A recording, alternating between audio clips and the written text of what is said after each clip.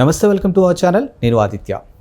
Ram Charan junior ఎన్టీఆర్కి సంబంధించిన ఒక అంశం అయితే ఇప్పుడు సోషల్ మీడియా వేదికగా చాలా చక్కర్లు కొడుతుంది. అది కూడా వాళ్ళిద్దరూ కలిసి ఏపీ సీఎం చంద్రబాబు నాయుడిని కలవబోతున్నట్టు ఒక వార్త వచ్చింది. మరి వీళ్ళు కలిసారా? కలిస్తే ఏ అంశం మీద కలిశారు? ఇలాంటి ఎన్నో ప్రశ్నలు ఉత్పన్నమవుతున్నాయి. మరి ఈ అంశం గురించి కాస్త క్షుణ్ణంగా తెలుసుకునే ప్రయత్నం చేద్దాం. సో ప్రస్తుతానికి మనతో పాటు స్టూడియోలో ఉన్నారు ప్రముఖ senior journalist and political analyst CS Rao garu. సార్ని అడిగి తెలుసుకుందాం. సార్ నమస్కారం. సార్ నమస్తే. రామ్ చరణ్ జూనియర్ ఎన్టీఆర్ ఇద్దరూ కలిసి ఏపీ సీఎం చంద్రబాబు నాయుడిని కలవబోతున్నట్టు గత 2 రోజులుగా ఒక వార్త అయితే వినిపిస్తుంది. మరి వీళ్ళు కలిసారా? కలిస్తే ఏ అంశం మీద కలిసే అవకాశాలు ఉన్నాయి? అసలు వాస్తవంగా సోషల్ మీడియాలో బాగా వైరల్ అయినటువంటి న్యూస్ ఏంటంటే, చంద్రబాబు నాయుడు గారిని రామ్ చరణ్ అలాగే జూనియర్ ఎన్టీఆర్ కలవబోతున్నారు. మధ్యాహ్నం 3 గంటలకి సెప్టెంబర్ 13వ తారీఖున కలవబోతున్నారు. అంటే ఇవాళ శుక్రవారం రోజు అనేది ఆ న్యూస్ యొక్క సారాంశం. దాంతో అందరి అటెన్షన్ అటు ప్లే అయింది. జనరల్గా అవుతుంది కదా. ఇటు పక్క జూనియర్ ఎన్టీఆర్, రామ్ చరణ్ ఇద్దరు గ్లోబల్ స్టార్లు త్రిబుల్ ఆర్ తర్వాత. ఇంకొక వైపు ఆంధ్రప్రదేశ్ ముఖ్యమంత్రి చంద్రబాబు నాయుడు గారు, పైగా మామయ్య జూనియర్ ఎన్టీఆర్కి మామయ్య. సో ఇన్ని రకాలుగా ఒకవైపు బంధుత్వం, ఇంకొక వైపు సినిమా గ్లామరు, మరొక వైపు పొలిటికల్ గ్లామరు కొన్ని ఉన్నాయి. కాబట్టి ఖచ్చితంగా ఎవరైనా అటెన్షన్ ప్లే చేస్తారు వీళ్ళు కలుస్తున్నారని. పైగా మిగతా వాళ్ళు కలుస్తున్నారనేటువంటి న్యూస్ వేరు, జూనియర్ ఎన్టీఆర్ రామ్ చరణ్ ఇద్దరు కలిసి చంద్రబాబు నాయుడు గారిని కలుస్తున్నారు అనేటువంటి న్యూస్ వేరు. పైగా జూనియర్ ఎన్టీఆర్ కలుస్తున్నారు అనేది ఇంకా అదొక హాట్ టాపిక్ పొలిటికల్ సర్కిల్స్లో, ప్రత్యేకించి తెలుగుదేశం పార్టీలో. ఎందుకనంటే చాలా కాలం నుంచి, చాలా సంవత్సరాల నుంచి జూనియర్ ఎన్టీఆర్ తెలుగుదేశం పార్టీకి దూరంగా ఉంటున్నారు. దూరంగా ఉండటంతో పాటు తెలుగుదేశం పార్టీ మీద వైఎస్ఆర్ కాంగ్రెస్ పార్టీ దాడులు చేసినప్పుడు కూడా, తెలుగుదేశం పార్టీ కార్యాలయం మీద కానీ చంద్రబాబు నాయుడు గారి ఇంటి మీద దాడులు చేసినప్పుడు కూడా రెస్పాండ్ కాల.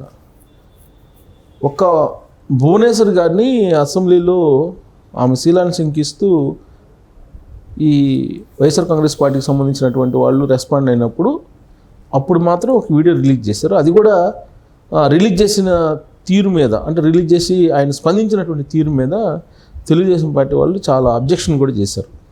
అంటే అటువైపు నుంచి అంత పెద్ద ఎత్తున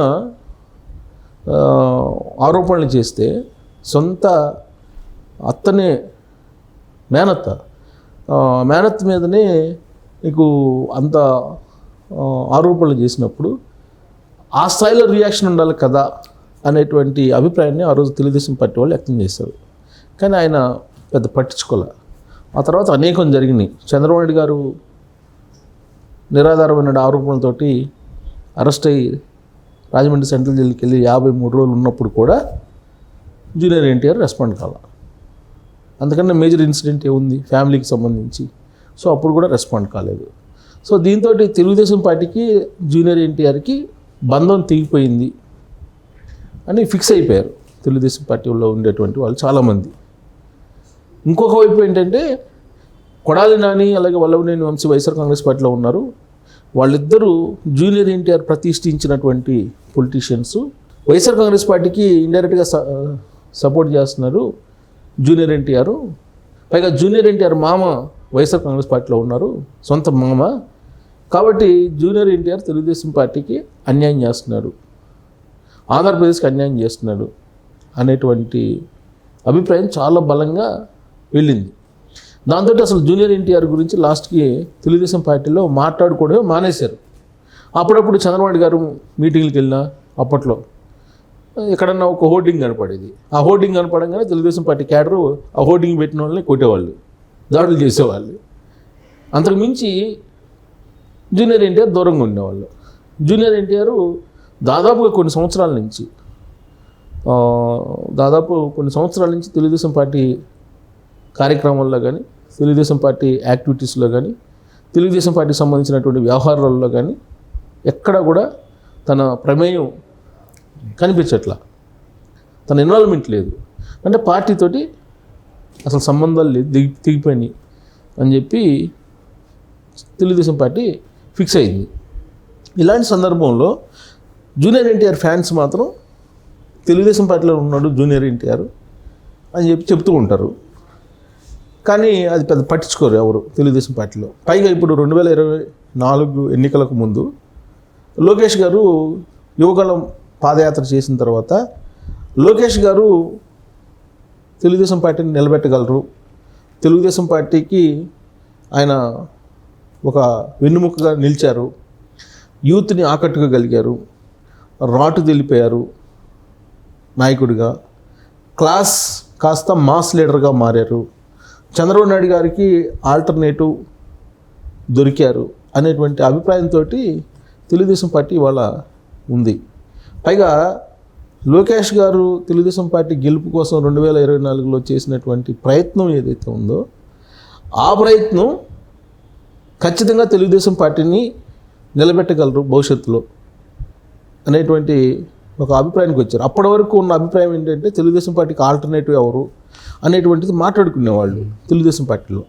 ఎప్పుడైతే యువగలం సక్సెస్ అయింది, తర్వాత చంద్రబాబు నాయుడు గారు అరెస్ట్ కావడం, అరెస్ట్ సందర్భంగా లోకేష్ గారు చేసినటువంటి ప్రయత్నాలు ఢిల్లీ నుంచి అమరావతి వరకు, రాజమండ్రి సెంట్రల్ జైలు వరకు ఆయన చేసినటువంటి ప్రయత్నాలు, తర్వాత ఆయన వ్యవహరించినటువంటి తీరు, ఇది ఎన్నికల సమయంలో సర్వేల విషయంలో కానీ అభ్యర్థుల ఎంపికల విషయంలో కానీ ఇవన్నీ చూసిన తర్వాత డెఫినెట్గా 100% సూటబుల్ చంద్రబాబు నాయుడు గారి పొలిటికల్ వారసుడిగా ఖచ్చితంగా లోకేష్ గారు సరిపోతారు అనేటువంటి అభిప్రాయంతో ఉన్నారు. దీంతో తెలుగుదేశం పార్టీలో జూనియర్ ఎన్టీఆర్ గురించి మాట్లాడే వాళ్ళ సంఖ్య దాదాపుగా తగ్గిపోయింది.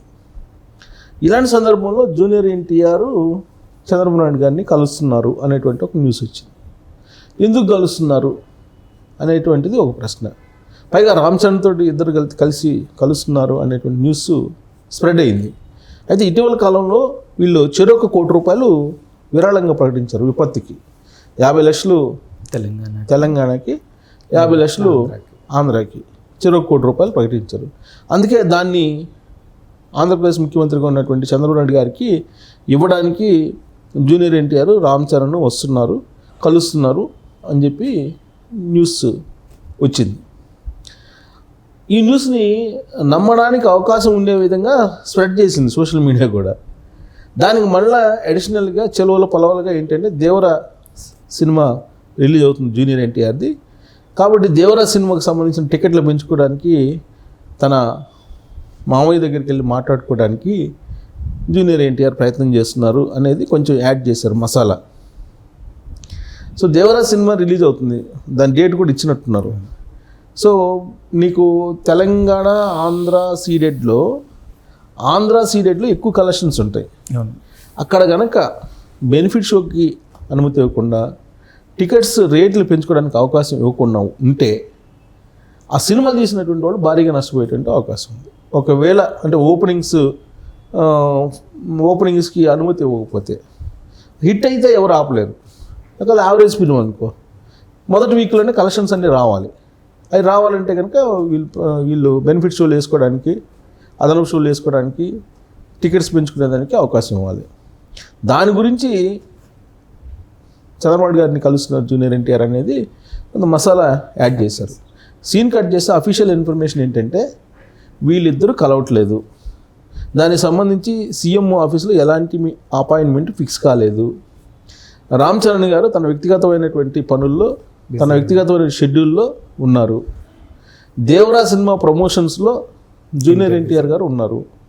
కాబట్టి సోషల్ మీడియాలో స్ప్రెడ్ అయినటువంటి న్యూస్ అబద్ధము అని చెప్పి సీఎం ఆఫీస్ నుంచి ఎంక్వైరీ చేస్తే అర్థమైంది.